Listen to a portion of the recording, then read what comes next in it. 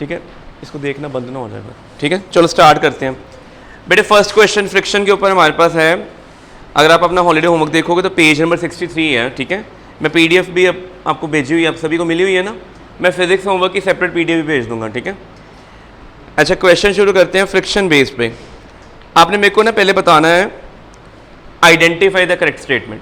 ठीक है, 4 statement I will say and you have to mention your check which statement is correct और not. पहली statement, static friction depend upon area of contact. ये true है कि नहीं? Static friction depend upon area of contact. कोई भी point में बोलूँगा कॉपी पे लिख भी लेना साथ में। कितने तरह की फ्रिक्शन बोली थी डिपेंडिंग अपॉन देयर वैल्यू? 3 है, स्टैटिक है, लिमिटिंग और थर्ड कौन है? डायनेमिक। इन तीनों के बारे में इंपॉर्टेंट पॉइंट्स लिख लो, नोट्स में भी सब कुछ है, मैंने लेक्चर में बोले हुए हैं, दोबारा से लिख लो, रिवीजन हो जाएगी। फर्स्ट पॉइंट क्या है? Static friction depend only on area of contact. लिख लो, only friction you can say, only friction out of static, kinetic and limiting. कौन सी फ्रिक्शन एरिया ऑफ कॉन्टैक्ट पे डिपेंड करती है? स्टैटिक करती है। तो देखो पेपर में ना डेफिनेशन नहीं आनी स्टैटिक फ्रिक्शन की, पेपर में आएंगे विच of the following statement correct और फॉल्स, ऐसे आएगा। तो स्टैटिक फ्रिक्शन किस पे डिपेंड करती है? एरिया ऑफ कॉन्टैक्ट पे। Limiting and dynamic friction doesn't depend upon area of contact. ये आपको पता होना चाहिए, चाहे लिमिटिंग हो चाहे डायनेमिक। बेटे आप लिख नहीं रहे कृष्णा, लिखो है limiting and dynamic friction doesn't depend upon area of contact. ये आपने याद रखना है। सिर्फ कौन सी फ्रिक्शन एरिया पे डिपेंड करती है? अच्छा मेरे को बताओ, ये डस्टर है, ये ऐसे सरफेस पड़ा हुआ है। ठीक है, अभी मैं इसके ऊपर फोर्स लगाई, ये मूव कर रहा है, मैंने फोर्स लगाई हुई है, ये मूव नहीं कर रहा। What does it mean? क्योंकि मेरी अप्लाइड फोर्स को ऑपोजिट कौन बैलेंस कर रहा है? स्टैटिक। मैंने फोर्स इंक्रीज की, ये जस्ट स्टार्ट मूव किया। यहाँ आपने कोई हैवी चीज़ देखा ना, घर के बेड होता है ना, बेड को हमने क्या करना होता है? हमने स्लाइड करना होता है। तो क्या करना होता है? एकदम पहले बैठते हैं, ग्रिप बनाते हैं, एकदम से जर्क लगाते हैं, तब जाकर स्लाइड होता है। थोड़ी सी फोर्स लगाने से स्लाइड नहीं होता। क्यों नहीं होता? हमारी अप्लाइड फोर्स को स्टैटिक फ्रिक्शन बैलेंस कर देती। फिर हमने ग्रेजुअली अपनी फोर्स इंक्रीज की, फ्रिक्शन भी बढ़ी। जो फ्रिक्शन मैक्सिमम वैल्यू तक पहुंचेगी उसके बाद वो इंक्रीज नहीं हो सकती, लिमिट है उसकी, तभी उसका नाम क्या है? लिमिटिंग। आपने अप्लाइड फोर्स लिमिटिंग से अगर ज़्यादा लगा दी तो बॉडी स्लिप करेगी कि नहीं करेगी? करेगी। ठीक है, क्या लिमिटिंग फ्रिक्शन और डायनेमिक फ्रिक्शन का कोई फॉर्मूला होता है? क्या स्टैटिक फ्रिक्शन का कोई फॉर्मूला होता है? कैलकुलेट कर सको आप? आपको पता है स्टैटिक, लिमिट और डायनेमिक में 3 क्वांटिटी, तो तीनों में किसका फॉर्मूला होता है, किसका नहीं फॉर्मूला होता? बेटे स्टैटिक का अपनी कॉपी पे लिख लो, नो फॉर्मूला। स्टैटिक फ्रिक्शन का कोई फॉर्मूला नहीं है। कभी भी आपको लगे कि बॉडी तो स्लिप कर ही नहीं सकती, तो इस केस में स्टैटिक लग रही है तो आपने कोई फॉर्मूला नहीं काउंट करना। Static friction always equal to the applied force. लिख लो, लिख लो Akshit, static friction always equal to applied force. ठीक है, मैं हम ये टारगेट बेस्ड स्टडी कर रहे हैं, जो पेपर में क्वेश्चन आए हुए हैं उन्हीं को फोकस करना है। ठीक है, ताकि आपको पता चले पेपर में कंपिटेंसी बेस्ड क्वेश्चन कैसे आते हैं। कभी पेपर में ऐसा नहीं होना, बड़े साल पहले क्वेश्चन आता था friction is a self adjusting force explain, एक ही क्वेश्चन आता था फ्रिक्शन में हर साल 3 नंबर का। अब वो आना बंद हो गया। अब क्वेश्चन आएगा, वो कहेंगे 1 मार्क में MCQ आएगा, which is the following statement true for static friction, which is the following statement false for kinetic friction. तो आपको हर टाइप के फ्रिक्शन की प्रॉपर्टीज पता होनी चाहिए। ठीक है, तो मैंने क्या बताया कि स्टैटिक फ्रिक्शन का कोई फॉर्मूला नहीं है, it is always equal to applied force. But limiting and dynamic friction both have formula, limiting and dynamic friction both have formula. और उनका फॉर्मूला क्या होता है? दोनों का फॉर्मूला लिख लो। लिमिटिंग फ्रिक्शन को यहाँ तो FL से लिखते हैं, याद रखना, यहाँ तो FL चलेगा, यहाँ होगा FS मैक्स। ओके, FS यहाँ पे स्टैटिक फ्रिक्शन है, मैक्स क्या शो कर रहा है? Maximum value of static friction, इससे ज़्यादा हो ही नहीं सकती। ठीक है, आपकी अप्लाइड फोर्स अगर इस वैल्यू को एक्सीड कर गई तो बॉडी डेफिनेटली स्लिप करेगी। अब ये टेबल स्लिप नहीं कर रहा, मैं फोर्स लगा रहा हूँ, नहीं कर रहा ना, मैंने भी फोर्स इंक्रीज की, ये स्लिप कर गया। जिस टाइम पे ये जस्ट स्टार्ट टू स्लिप था, कौन सी फ्रिक्शन थी? Maximum, limiting. एक बार बॉडी स्लिप करना शुरू कर गई, फ्रिक्शन कौन सी बन जाएगी? काइनेटिक और डायनेमिक। काइनेटिक फ्रिक्शन का फॉर्मूला क्या है? म्यू के नॉर्मल डायरेक्शन R। कई बुक्स में R लिखवाते हैं, कहीं कैपिटल N लिखवा देते हैं, आपकी मर्जी है, जैसे मर्जी कर लो। नॉर्मल डायरेक्शन, ठीक है, वो निकालना आता है। और ये क्या होता है? Mu SN। तो हर सरफेस के 2 म्यू होते हैं। म्यू क्या कहते हैं? Coefficient of friction. अगर बेसिक टर्मिनोलॉजी में समझे कि कोफिशिएंट फ्रिक्शन है क्या, बताओ इस रूम में फ्रिक्शन ज़्यादा होगी, वॉशरूम की टाइल्स में ज़्यादा होगी कि बाहर रोड पे होगी? बाहर रोड का म्यू एस म्यू के सबसे ज़्यादा होगा, उसके बाद किसकी बारी आएगी, ये फ्लोर की, उसके बाद किसकी टर्न आएगी, लग गया ना पता। म्यू एस जनरली हाई होता है, म्यू के उससे हमेशा 0.05 टाइम्स कम ही होगा, टाइम्स नहीं, उससे 0.05 माइनस। ये जनरली अगर 0.2 है तो ये होगा 0.15, ये अगर 0.15 है ये 0.10 होगा, तो याद रखना है। तो अगर क्वेश्चन में एक सरफेस के 2 म्यू गिवन हो तो आपको पहले डिस्टिंग्विश करना है लिमिटिंग कौन है और काइनेटिक कौन है। तो ज़्यादा वाला हमेशा कौन होगा, लिमिटिंग वाला, कम वाला कौन होगा, काइनेटिक। कई क्वेश्चन आएंगे क्या बॉडी स्लिप करेगी भी कि नहीं करेगी, कनेक्टेड मोशन में मैंने करवाया हुआ, ठीक है, जिन्होंने लेक्चर देखे हुए सारा उनको पता, ठीक है, बाकी अभी भी हम क्वेश्चन करेंगे, ठीक है। तो इसमें पहली ऑप्शन क्या बताओ, ये ट्रू है, static friction depend upon area of contact, yes true है। Kinetic friction depend upon area of contact, क्या इस फॉर्मूले में एरिया ऑफ कॉन्टैक्ट आ रहा है, नहीं आ रहा, अच्छा ये फॉल्स है। Coefficient of kinetic friction does not depend upon surface in contact, means मैं यहाँ पे चल रहा हूँ, अगर मैं स्लिप कर रहा हूँ, इस सरफेस पे फ्रिक्शन अलग है, बाहर सरफेस फ्रिक्शन अलग है, तो नेचर ऑफ सरफेस पे ये कोफिशिएंट डिपेंड करता है कि नहीं करता, बताओ। यस ये फॉल्स होगी स्टेटमेंट, ठीक है, लग गया पता। ये म्यू किस पे डिपेंड करता है, नेचर ऑफ सरफेस के ऊपर। अच्छा last, coefficient of kinetic friction less than coefficient of static friction, ये ट्रू है false. Coefficient of kinetic friction ये वाला स्टैटिक फ्रिक्शन से छोटा है, तो ये ट्रू है, समझ लगी स्टेटमेंट। तो अपनी कॉपी पे लिख लेना म्यू के लेस देन म्यू एस, ठीक है। तो पेपर में बार बार कह रहे कंपिटेंसी बेस्ड क्वेश्चन 50% आना है, ठीक है, उसमें एमसीक्यू होंगे, ट्रू फॉल्स होंगे, मैच दी कॉलम्स भी हो सकते हैं। आपको ये कह देंगे static friction, kinetic friction, limiting friction, 3 चीज़ें दे देंगे और 3 ऑप्शन दे देंगे, कहेंगे मैच दी कॉलम्स करो, ठीक है। हो सकता है एक ऑप्शन लिखी हो नो फॉर्मूला, तो किससे मैच करोगे, स्टैटिक फ्रिक्शन। लिखेंगे म्यू एस एन, तो किसे, लिमिटिंग से। म्यू के आर या म्यू के एन लिखा होगा तो किससे करेंगे, डायनेमिक और काइनेटिक फ्रिक्शन, ठीक है, लग गया पता, कोई डाउट। एक ग्राफ है बड़ा इंपॉर्टेंट, पेपर में 1 मार्क में आ सकता है। ये आपकी कौन सी फोर्स है, अप्लाइड फोर्स। अप्लाइड फोर्स का क्या मीनिंग होता है, जो आपने लगाई है।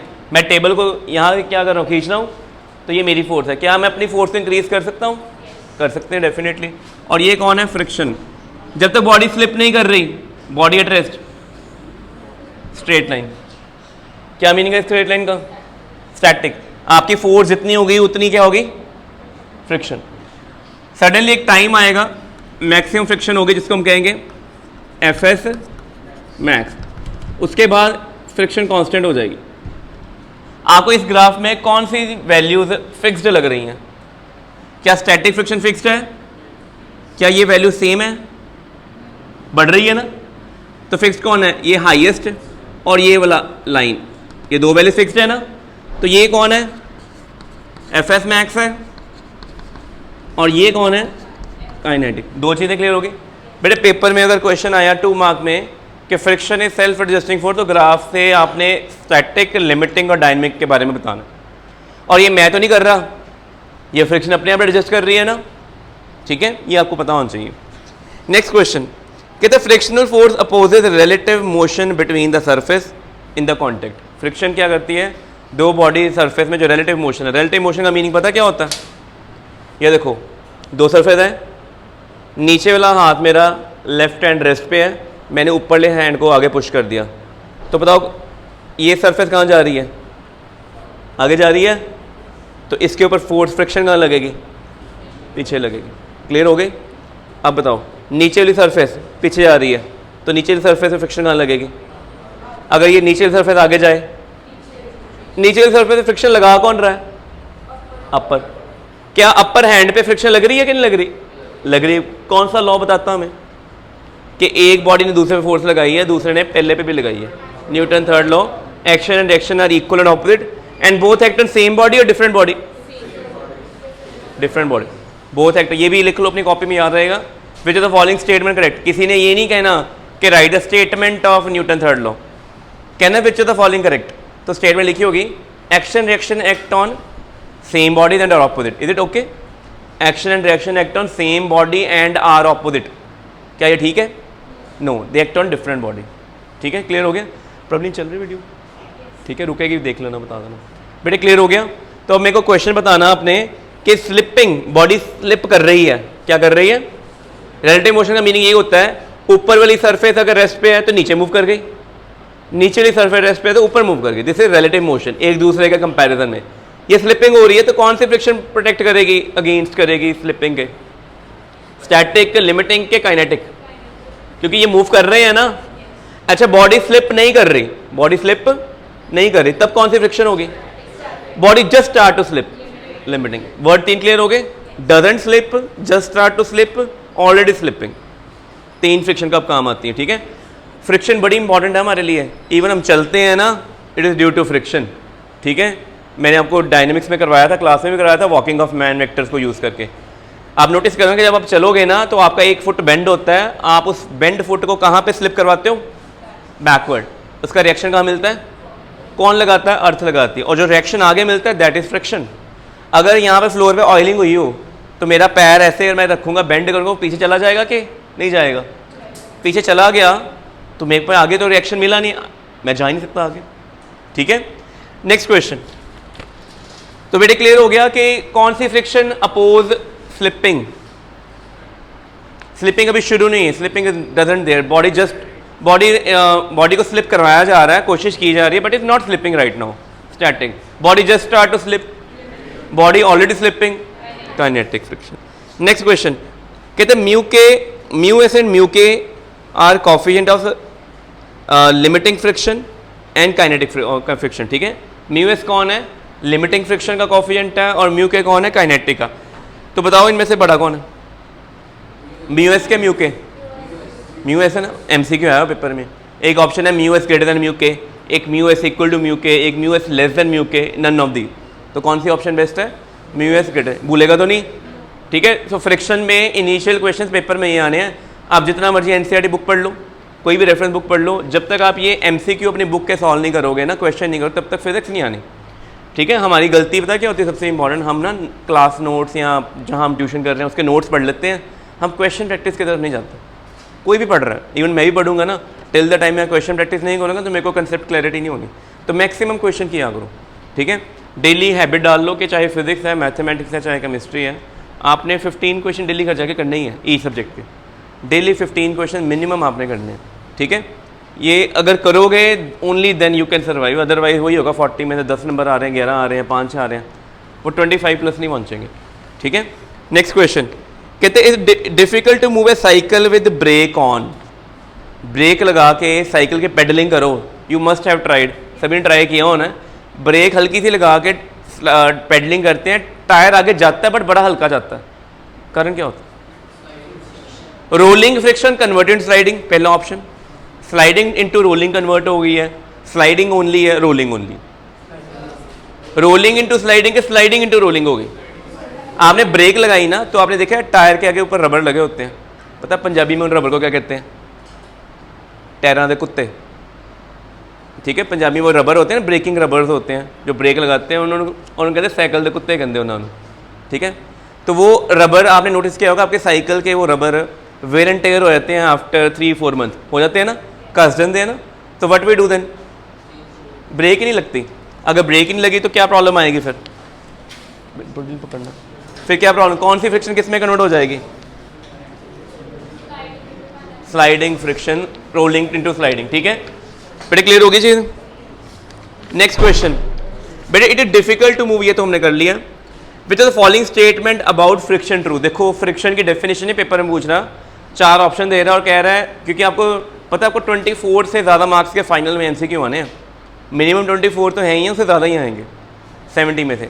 34 तक एक्सपेक्टेड है कि शायद 34 तक पहुंच जाएंगे, अभी कंफर्म नहीं जब तक सैम्पल पेपर नहीं आता, ठीक है। But still 24 marks are in your hand, और वो क्वेश्चन ऐसे ही हैं। उनमें से मिनिमम आपको 24 में 15 क्वेश्चन सिंपल मिलेंगे, ट्रू फॉल्स वाले होंगे, स्टेटमेंट वेरिफिकेशन वाले होंगे, बाकी 8 से 9 क्वेश्चन न्यूमेरिकल होंगे। उनमें से क्वेश्चन आया, कहता है which of the following statement about friction true. अब आपने बताना है कि फ्रिक्शन की regarding which statement is true. पहली कौन सी है? Friction can be reduce to zero. Can friction be reduce to zero? क्या फ्रिक्शन है, हो सकती है जीरो कि नहीं हो सकती? बेटे हो सकती है। कब नहीं होगी? जब अप्लाइड फोर्स ही नहीं होगी। क्या इस टेबल पे भी कोई फ्रिक्शन लग रही है? क्यों नहीं लग रही? इस टेबल को कोई पुल पुश फोर्स, मैंने अपनी फिंगर से फोर्स लगाई है, ये मूव किया नहीं, इस केस में इसके ऊपर फ्रिक्शन लग रही है, कौन सी? स्टैटिक, उसकी कुछ वैल्यू है ना, मैंने 2 फिंगर्स लगा दी, फोर्स बढ़ा दी, फ्रिक्शन बढ़ गई, 3 लगा दी, फ्रिक्शन और बढ़ गई, तो फ्रिक्शन कैन बी 0 और not, yes it can be, first option true है। Frictional force can not accelerate a body. Accelerate का मीनिंग होता है चेंज इन वेलोसिटी। क्या फ्रिक्शनल फोर्स बॉडी को एक्सेलरेट कर सकती है? कॉपी दिखाओ, कर सकती है? कोई रियल लाइफ एग्जांपल? ये पेन पड़ा हुआ है यहाँ पे, क्या ये पेन के ऊपर नेट फोर्स लग रही है? कोई नेट फोर्स, इस पेन के ऊपर कौन कौन सी फोर्सेज लग रही हैं? एक वेट लग रहा है, कहाँ लग रहा है? और उस अपवर्ड कौन है, क्या कहते हैं उसको? Normal direction. Apart from that air है, रूम में सब कुछ है, सभी का नेट रिजल्ट कितना है? इसकी एक्सेलेरेशन कितनी है, वेलोसिटी भी कितनी है? अब देखना ध्यान से, मैंने फोर्स किस पे लगाई है? बुक पे। पेन क्यों साथ में आ गया? सोचा कभी?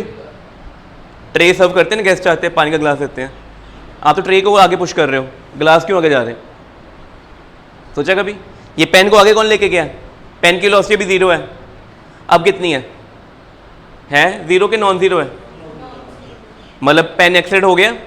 पेन को एक्सेलरेट किसने करवाया? मैंने करवाया, मेरा तो कांटेक्ट ही नहीं है, मैंने तो कॉपी ने पेन को कैसे एक्सेलरेट किया, डायग्राम देखो बोर्ड पे, और ये हमारे सिलेबस का पार्ट है, ठीक है। देखो कॉपी लिख लो important, friction can accelerate a body, true, ये भी ट्रू है। कैसे ट्रू है देखो,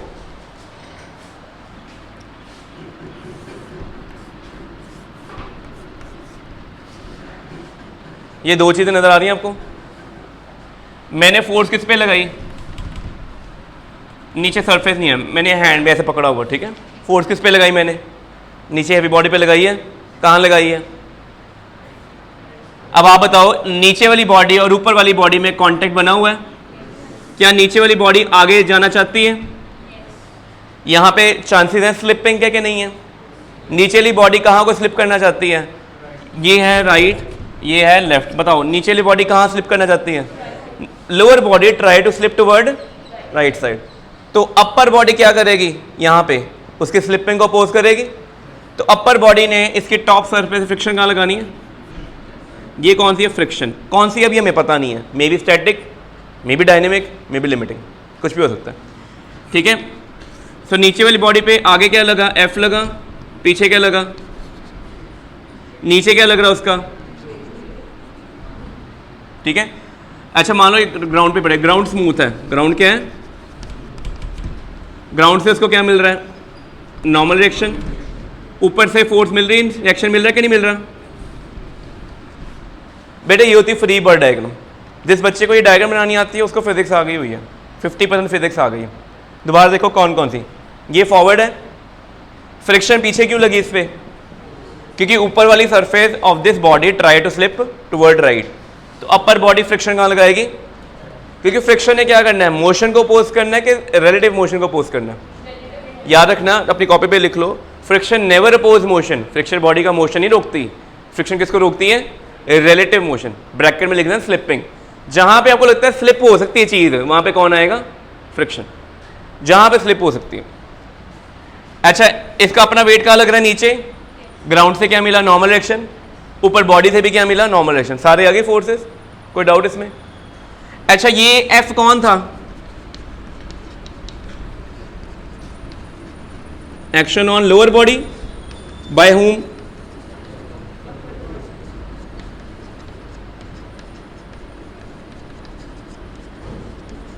तो अकॉर्डिंग टू न्यूटन लॉ क्या होना है? अपर बॉडी पे रिएक्शन कहां मिलेगा? इसके ऊपर आगे मिलेगा। नीचे क्या लगेगा उसका अपना? Small mg। ऊपर क्या मिलेगा? नॉर्मल डायरेक्शन n2, वो तो सेम ही है। अब बताओ क्या ऊपर वाली बॉडी कभी रुक सकती है? इज देयर एनी चांस कि ऊपर वाली बॉडी मूव ना करे?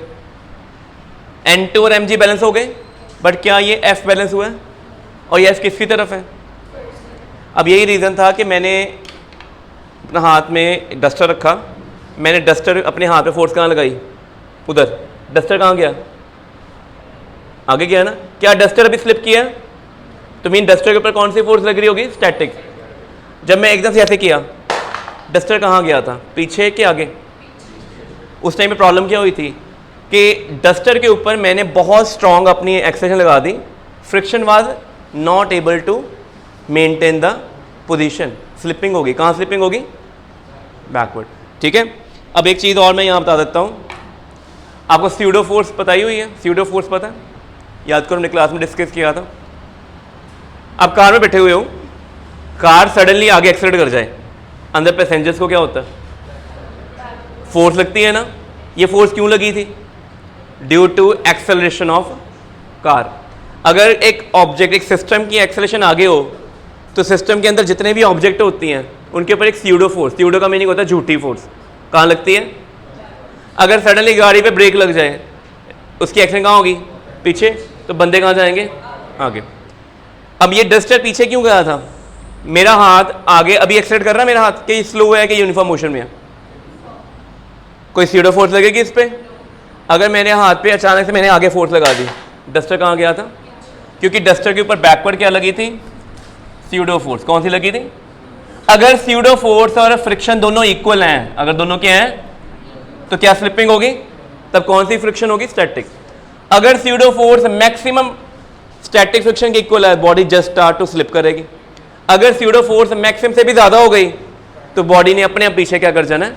स्लिप करना है, फ्रिक्शन प्रोटेक्ट नहीं कर सकती। इस केस में मैंने अब एग्जांपल बताई है कि आप ट्रे में ग्लास सर्व करते हो जब गेस्ट को, तो आप बड़े जेंटली ट्रे लेके जाते हो कि ऐसे करते हो? अगर आपका कोई कज़न आया हो तो आपने थोड़ी शरारत करनी हो तो आप ट्रे फिर ऐसे करते हो, पानी उसके ऊपर गिर जाता है, ऐसे होता है ना, की होगी सभी ने ऐसे, ठीक है। और अगर बड़े जेंटली आप ऐसे करते हो तो ये डस्टर जा रहा है कहीं पे? इस केस में डस्टर को आगे कौन लेके जा रहा है? फ्रिक्शन। तो can friction accelerate a body और नॉट? यस। सोचने में बड़ा अलग लगता है कि फ्रिक्शन ने कैसे बॉडी को स्पीड अप कर दिया, बट रियलिटी ये है। तो आगे से कोई पूछे कि फ्रिक्शन अपोजेस मोशन और फ्रिक्शन अपोजेस रिलेटिव मोशन।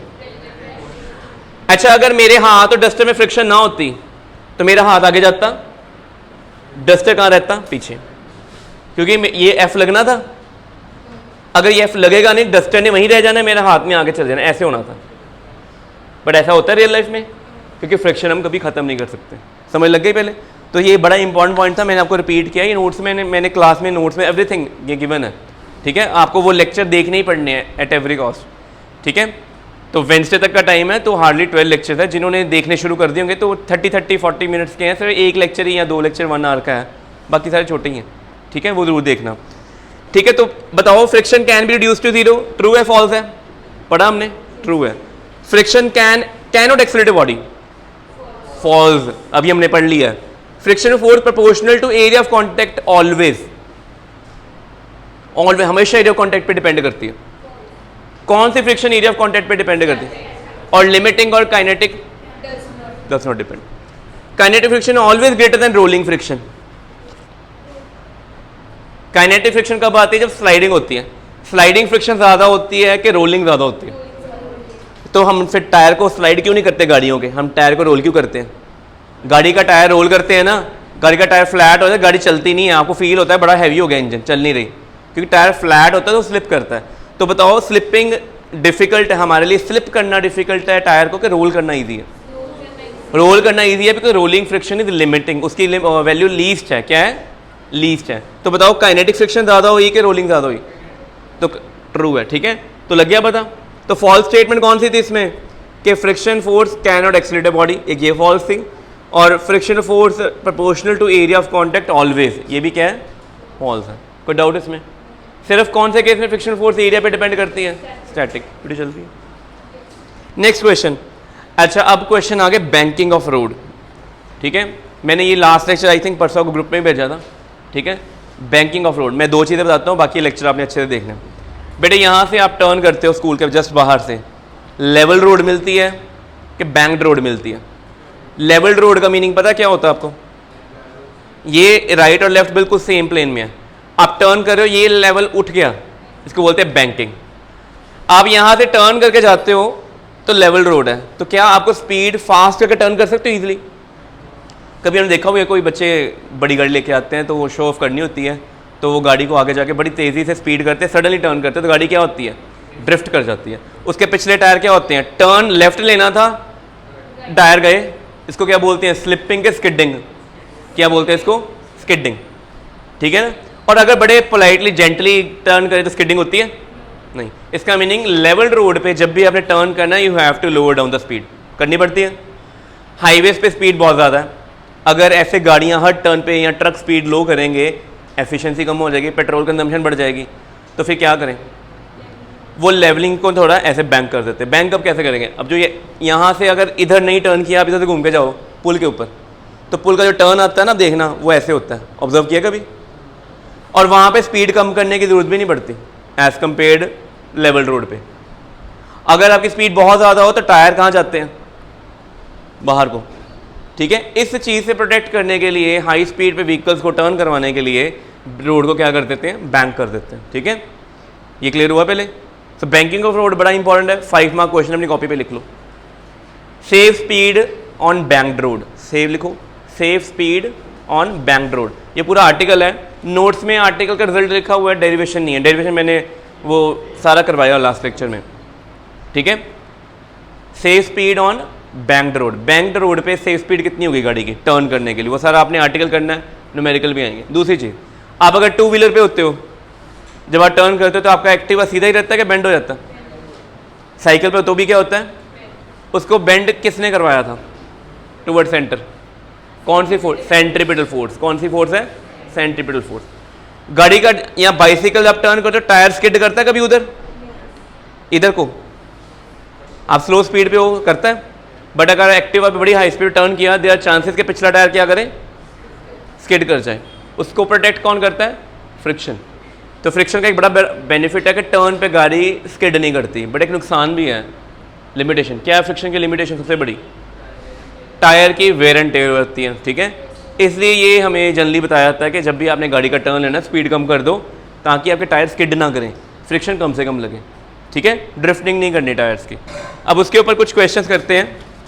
पहला क्वेश्चन कहते हैं on banked road which force essential provide centripetal force. पहला क्वेश्चन, ये हमने जब हम थ्योरी करते हैं या किए हैं तो मैंने क्लियरली इसमें बताया। अब आपको अपनी कॉपी पे लिख लेना, लेवल रोड पे लिखो, अगर आप लेवल रोड पे टर्न करते हो तो ਤੁਹਾਡੀ ਗੱਡੀ ਨੂੰ स्किडिंग तो कौन बचाता है, लेवल रोड पे फ्रिक्शन। लिखो level road turn, level road turn only friction protect you, level road turn only friction protect you from skidding. सिर्फ फ्रिक्शन ही है जो तुहानू स्किडिंग तो बचाएगी, कितने, लेवल्ड रोड पे। समझ लग गया, कभी नहीं भूलना चीज़ नू, ठीक है। क्या यह यूजफुल है हमारे लिए कि फ्रिक्शन हमें हर बार बचाती जाए। सबसे बड़ी प्रॉब्लम है फ्रिक्शन की वैल्यू लिमिटिंग है, एक लिमिट तक ही ओके है। अगर आप हाई स्पीड पे टर्न कर गए ना, गाड़ी स्किड कर सकती है, पहला पॉइंट। दूसरा, फ्रिक्शन क्या करती है टायर की, वेयर एंड टेयर, ये उसकी लिमिटेशन है। फिर रोड को क्या कर दिया, लेवल से कर दिया। अब बैंक्ड रोड पे आपको स्किडिंग से कौन प्रोटेक्ट करता है, लिखो ऑन बैंक्ड रोड, जब रोड बैंक हो गए, योर कार और योर व्हीकल, लिखो योर कार और vehicle protected from skidding away, your car और व्हीकल प्रोटेक्टेड फ्रॉम स्किडेड अवे, ठीक है। ਤੁਹਾਡੀ ਗੱਡੀ स्किड होने तो कौन बचाता है जो तुसी लेवल रोड तो बैंक्ड रोड ते आ जाते हो। लिखो कंपोनेंट ऑफ फ्रिक्शन, और कौन होता है, बट सेंट्रीपिटल फोर्स तो हमारा रिजल्टेंट है। एक है F cos theta component friction, और दूसरा किसका, साइन थीटा, नॉर्मल रिएक्शन, किसका, नॉर्मल। लिख लो component of friction and normal reaction, component of friction and, पहले सिर्फ कौन बचा रहा सी, हुण कौन बचा रहा है। देखो फ्रिक्शन वड्डी होएगी कि कंपोनेंट ऑफ फ्रिक्शन वड्डा होएगा, which one is greater, friction is greater और कंपोनेंट ऑफ फ्रिक्शन, फ्रिक्शन बड़ी है ना। लेवल्ड रोड से बैंक्ड रोड पे आए हैं तो हमने फ्रिक्शन को रिड्यूस करके कंपोनेंट तक ले आए, उसने ऐड क्या कर दिया, कंपोनेंट ऑफ नॉर्मल रिएक्शन। हमारी गाड़ी इजीली टर्न भी कर गई, फ्रिक्शन भी रिड्यूस हो गई, यही हुआ ना। गाड़ियों में मेन स्किडिंग कब होती है, जब हम स्ट्रेट रोड पे चलते हैं तब स्किडिंग के चांसेस हैं कि टर्न करते हैं। तो क्या कभी सेम फ्लैट रोड बैंक्ड होती है, कौन सी रोड बैंक्ड होती है, जहां टर्न आना होता है, क्योंकि टर्निंग पे स्किडिंग के चांसेस हैं, स्किडिंग को अवॉइड करना है, फ्रिक्शन को भी कम करना है, तो क्या कर दो, बैंक कर दो, ठीक है। लग गया पता। अब मेरे को इस क्वेश्चन का आंसर बताओ। कहते बैंक्ड रोड पे which force essential to provide the necessary centripetal force. कौन सी मतलब सेंट्रीपिटल फोर्स है जिसने टुवर्ड सेंटर आपको टर्न करवाना है। गाड़ी टर्न करने के लिए क्या चाहिए होता है? सेंट्रीपिटल। वो कौन प्रोवाइड करता है? पहला है कंपोनेंट फ्रिक्शनल फोर्स, दूसरा है कंपोनेंट ऑफ नॉर्मल रिएक्शन, तीसरा है बोथ ए एंड बी, चौथा है नन ऑफ दीज। कौन सी होगी? और अगर यही क्वेश्चन आता on levelled road which one protect you? Frictional force, normal reaction, both A and B, none of the frictional force. ये गलत तो नहीं होगा बेटे? पेपर ये क्वेश्चन आने हैं, चाहे किसी भी स्कूल का पेपर ले लेना है। इवन अगर आप जेई में पहुंच जाओ, जेई मेंस तक की बात, not advanced, JEE Mains, NEET और कोई भी कंप्यूटर एग्जाम में चले जाओ, ठीक है, लेवल बिल्कुल ऐसे क्वेश्चन का ही होता है, ठीक है। एडवांस का लेवल ऊपर पहुंच जाता है, ठीक है, वो इसमें से नहीं है कुछ भी। Next question, particle revolve around circular path. Example बता कोई रियल लाइफ इसकी?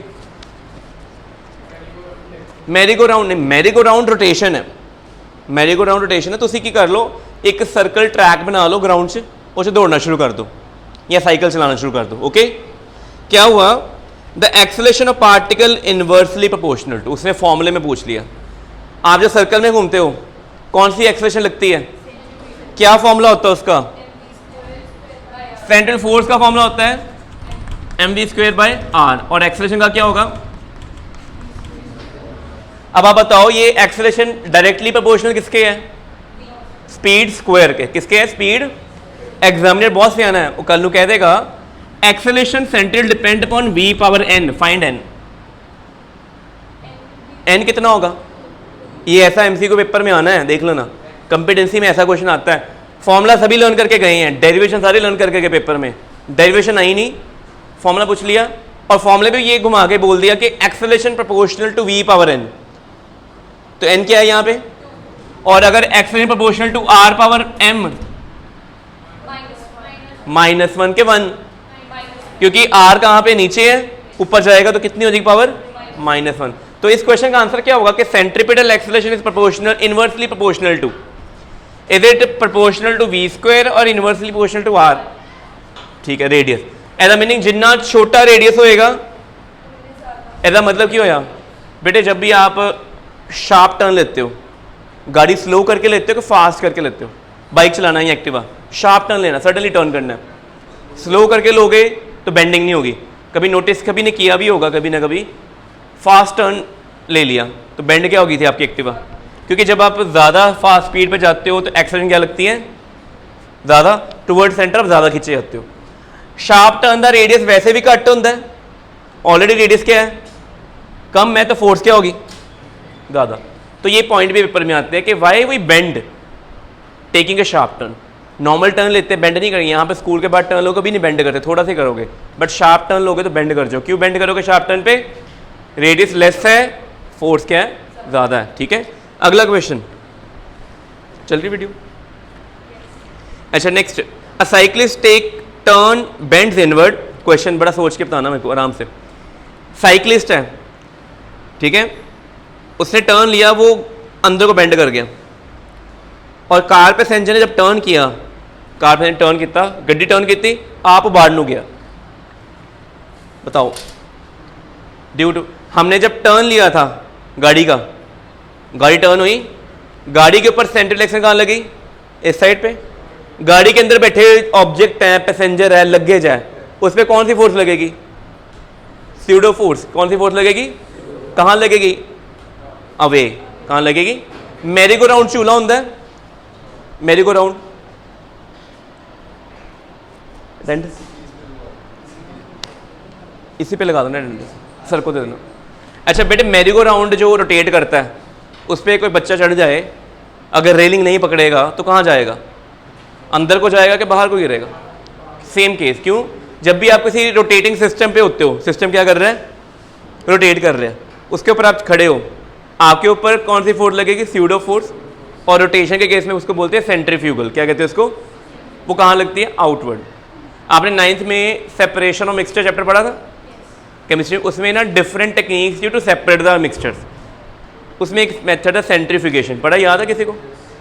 सेंट्रीफ्यूगेशन में क्या करते हैं, आपने ना नमक डाल दिया टेस्ट ट्यूब में, ठीक है, टेस्ट ट्यूब में नमक डाल दिया, बंद कर दिया, उसको एक सिस्टम में रखो जो रोटेट करेगा। उसने रोटेट किया बड़ी तेज़ी से, नमक अंदरों जरा पिया होएगा और टूवर्ड सेंटर इकट्ठा हो जाएगा कि अवे जाएगा? अब ये जाके इकट्ठा हो गया, बिल्कुल साइड पे टेस्ट ट्यूब इकट्ठा हो गया, नीचे खड़ा हो गया, सेटल हो गया। बड़े जेंटली हमने ट्यूब उठाई, ऊपर सारा पानी, नीचे नमक इकट्ठा हुआ। आपने फिर इसको शेक कर दिया, नमक फिर से क्या हो गया, डिजॉल्व हो गया। This is method known as centrifugation. Blood sugar test कैसे करते हैं पता आपको? आजकल कैसे करते हैं? घर में कोई ना कोई ऐसा होगा ही जिसके पास ब्लड शुगर टेस्ट मशीन होगी। मॉर्निंग उठ के खाली पेट पहले वो ब्लड का सैंपल लेते हैं, करते हैं ना। हर घर में कोई ना कोई ऐसा बंदा है, मरीज है। ये मेरे घर में भी है, आपके घर में भी होगा, ठीक है। ये बड़ा इजी मेथड है, पर पहले ऐसे नहीं था। पहले यूरिन सैंपल मॉर्निंग में देके आना होता था, आफ्टरनून में रिपोर्ट आती थी। वो क्या करते थे यूरिन सैंपल के साथ, उसको टेस्ट ट्यूब में डालते थे, बंद कर दिया, कॉर्क लगा दी, उसी सेंट्रीफ्यूगेटर में डाला। सेंट्रीफ्यूगेटर ने की किया, रोटेट किया, यूरिन में जितनी शुगर अनडिजॉल्व थी वो सारी क्या हो गई, बाउंड्री की तरफ आई, नीचे सेटल हो गई। बड़े जेंटली ट्यूब उठाई, उसमें जो यूरिन का लिक्विड सैंपल है उसको डिकेंट ऑफ कर दिया। नीचे कितना शुगर सैंपल मिला हुआ हमें, पीपीटी प्रेसिपिटेट मिले, उसको क्या किया, वे किया और नोट किया कि इतने मिलीलीटर ऑफ यूरिन में इतना शुगर है।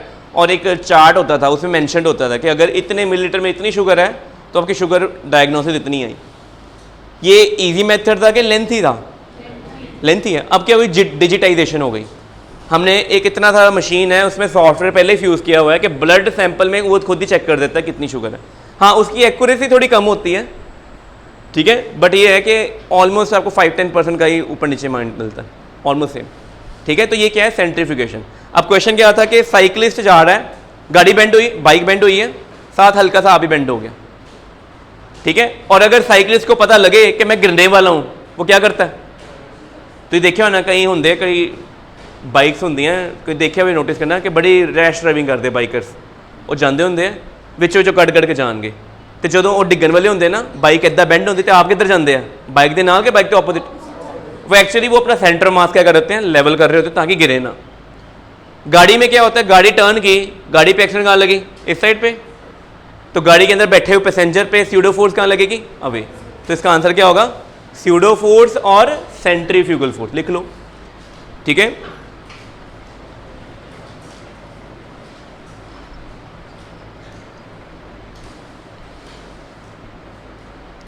ठीक है, आगे देखते हैं।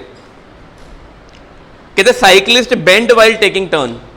साइकिलिस्ट को बेंड करना ही क्यों पड़ता है? मेरा साइकिल ऐसे जा रहा है, ऐसे क्यों नहीं जा रहा? वो ऐसे जाते जाते ऐसे क्यों हो जाता है?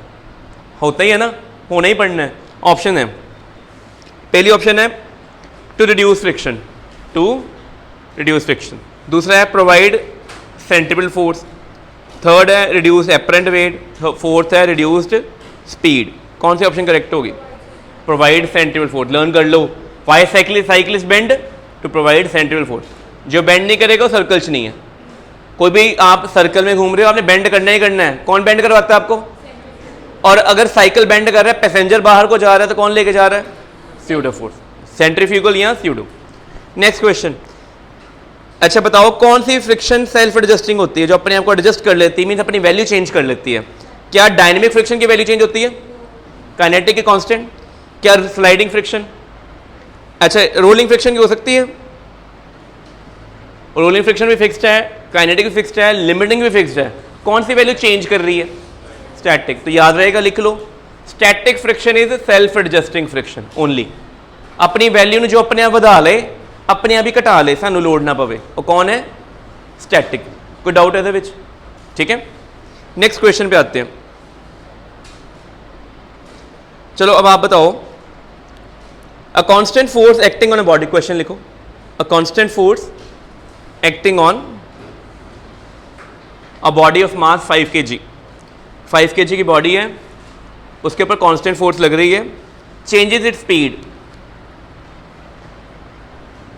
changes its speed from 5 to 10 meter per second.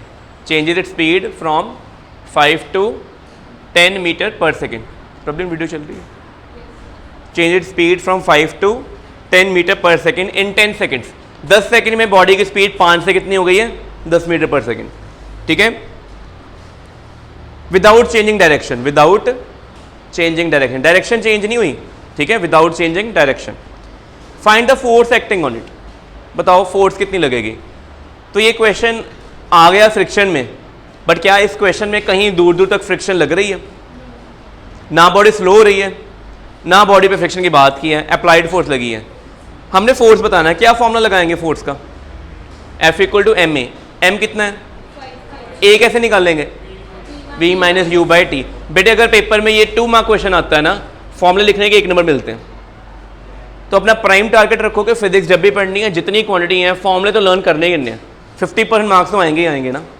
70 का पेपर है, 30-35 तो पहुंचेंगे ही अगर फॉर्मूले याद होंगे। फॉर्मूले को सॉल्व करते हो, कैलकुलेट करते हो, तो हमारे मार्क्स 50-55 प्लस भी पहुंच सकते हैं। डेरिवेशन आप लीव कर देते हो पेपर के लिए, मैंने कोई डेरिवेशन नहीं करके जानी, तब भी आपके 55 to 60 मार्क्स तक आएंगे। ठीक है, डेरिवेशन 10 to 15 मार्क्स से ज़्यादा नहीं आनी पेपर में। ठीक है, कुछ पेट डेरिवेशन होती हैं 5, जिनमें से 1 या 2 हर साल आती हैं। ईयर एंड में वो कर लो पेपर में, बट क्वेश्चन प्रैक्टिस मैक्सिमम। जितने ज़्यादा आप एक चैप्टर के 100-150 क्वेश्चन बुक में ढूंढो। बुक यहाँ ये सोच लो, जो भी बुक आपने परचेज की हुई है उस बुक में जितने अनसॉल्व क्वेश्चन है मैंने करके जाने, ये टारगेट रख लो। फिजिक्स हो, केमिस्ट्री हो, मैथमेटिक्स कभी फेल नहीं हो सकता। फेल होने वाले वो बच्चे हैं जो प्रैक्टिस कम करते हैं। वो सोचते हैं कि 10th में मैथमेटिक्स में हमारे एक चैप्टर में एक एक्से में 10 क्वेश्चन है, मैं आज 10 कर लूँगा, पेपर में करके जब मैं ठीक हो जाऊँ पास। ऐसा नहीं होना। 10 क्वेश्चन करके ना आपको फिजिक्स आनी है, ना मैथमेटिक्स, ना केमिस्ट्री आनी है। ठीक है, चैप्टर वाइज आपको 100-150 क्वेश्चन करना होता है। अब क्वेश्चन कैसे अलाइन करने, कैसे ढूंढने हैं, बहुत टाइम कंज्यूमिंग है। जो बुक परचेज की हुई है सॉल्व कर दो, what ever the book you have, कोई भी बुक आपके पास है, जितने क्वेश्चन है सारे सॉल्व कर दो। ठीक है, आप यहाँ बैठे हो, मैं क्वेश्चन डिस्कस कर रहा हूँ, अगर आप यही क्वेश्चन घर जाके दोबारा रिवाइज कर लो तो फ्रिक्शन कभी लाइफ में नहीं भूलना, अगर आज ही घर जाके रिवाइज करोगे तो। नेक्स्ट क्वेश्चन कहते हैं on one end of string of length, लिखो बेटे लिखो question. On one end of string of length L, एक स्ट्रिंग है, लेंथ L है, उसके एक एंड में particle of mass M, a particle of mass M, and on another side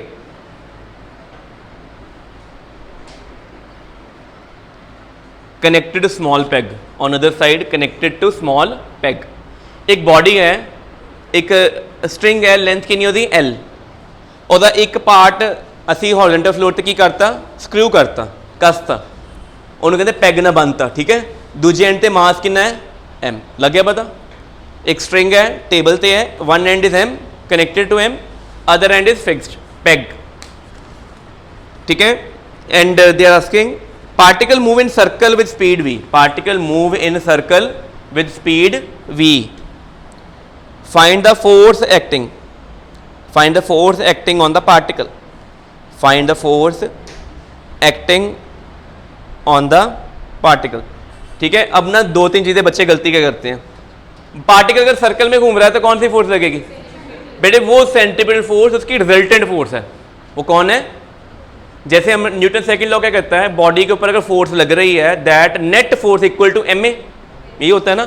हमें क्वेश्चन में पूछा हुआ है कि अगर नेट फोर्स आपके ऊपर जो भी है व्हाटएवर, वो कौन है, वो बतानी है आपने। अब आप बताना मेरे को, ये मास है, ये फिक्स्ड पॉइंट है O, ये A पॉइंट पे मास M पड़ा, इसको वेलोसिटी V दी, सर्कल में घुमा। जो सर्कल घूमेगा स्ट्रिंग में क्या डेवलप होगी, स्ट्रिंग में क्या डेवलप, पहले टेंशन, स्ट्रिंग की होगी, पहले खिंची जाएगी, पहला स्ट्रिंग की होगी। तो नोटिस करना, इन्हें घुमा रहे हो तो एक कांटी देखी होनी है, काइट होंगे ना, उसको घुमाओ। अगर नॉट लूज हो या कितों कच्ची रह जाए डोर, वो घूमते घूमते की होंगी है, वो डोर टुट जाती है, तो किधर जाएगा अवे, इन्हें इधर जाके इधर चले जाना, वो टूवर्ड सेंटर नहीं आना, उससे कहाँ जाना है। कारण क्या है कि ये वाला मास अपनी वेलोसिटी के कारण स्ट्रिंग को क्या कर रहा है, अगर स्ट्रिंग खिंचन